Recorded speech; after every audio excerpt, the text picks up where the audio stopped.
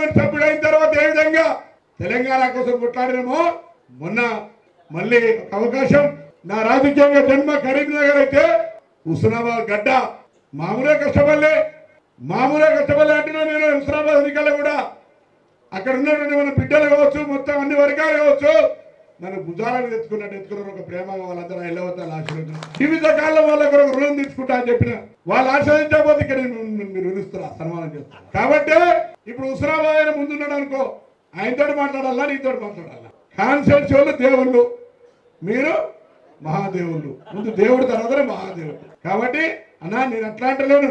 తప్పకుండా నేను మిమ్మల్ని డిసైడ్ చేయమంటున్నా. ఒక 5-6 కలిసి ఒక చిన్నగా సమన్వయ కమిటీ లేదా సమస్యల పరిష్కార వేదిక అనండి. ఒకసారి ఒక ప్లేస్ నిర్ణయించండి.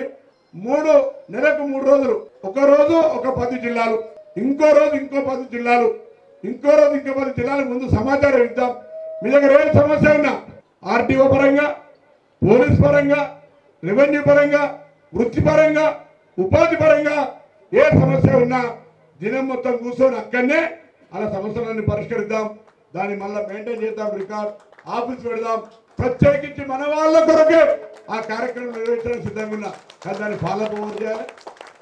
దాన్ని ఎవరో ఒక కార్యక్రమం కోఆర్డినేట్ చేయాలి కదా. 10 సంఘాలు ఇలా ఒక కుటుంబ సభ్యునిగా చూడండి. సమస్యలు పరిష్కరించడానికి వేదికను ఎట్లా వెళ్తాం అందరం ఒకసారి ఆలోచన చేయండి. మీ మీదనే పెడుతున్నా చాలాసార్లు.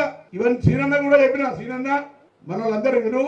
మీ పార్లమెంట్ సభ్యుడు ఉన్నప్పుడు స్వామి గౌడ్ అన్నను కావచ్చు, సీనన్నను కావచ్చు, వెహికల్ ఇన్స్పెక్టర్ అందరూ కూడా సంఘాల అందరూ కూడా డాక్టర్ల జేసీ నరసన్నను కావచ్చు, అందరితో సమన్వయం చేసుకుంటూ ఉద్యోగాలు మనం అందరం ఉన్న ఉద్యోగంలో వెంకట స్వామి గారితో సహా.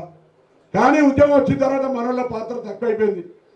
కనీసం భవిష్యత్తులన్నా స్థానిక సంస్థలన్నా గట్టిగా గెలిచేటటువంటి ప్రయత్నం చేయాలి. దాని కొరకు ఏదైనా అవసరం అనుకుంటే నా వద్ద సహకారం చేయడానికి ప్రయత్నం చేస్తాను. ఊరికనే రాజకీయ ప్రజలు లేకపోతే నడవది, ప్రజా సమస్యల మీద పోరాటం చేయకపోతే నడవది. ఇంతకు చెప్పిన ఏదిగంత శ్రమ చేసినాక ఆవగించి అంత అదృష్టం కావాల్సి వచ్చినప్పుడు నేను ఉపయోగపడతాను. ఎల్లవతలు ఉపయోగపడుతుంది, తల్లిదండ్రులు ఉపయోగపడతారు, పెద్ద మనుషులు ఉపయోగపడతారు. కానీ మనం ఏ శ్రమ చేయకుండానే వాళ్ళు ఎందుకు ఉపయోగపడతలేరని వాళ్ళని తిరిగి ఏం చేసేది. దయచేసి ఆలోచన చేయండి. నాకు బాధ్యత ఉన్నది, బాధ్యతగా వ్యవహరిస్తా. తప్పకుండా మీ అందరితో ప్రశంసలు తీసుకుంటా.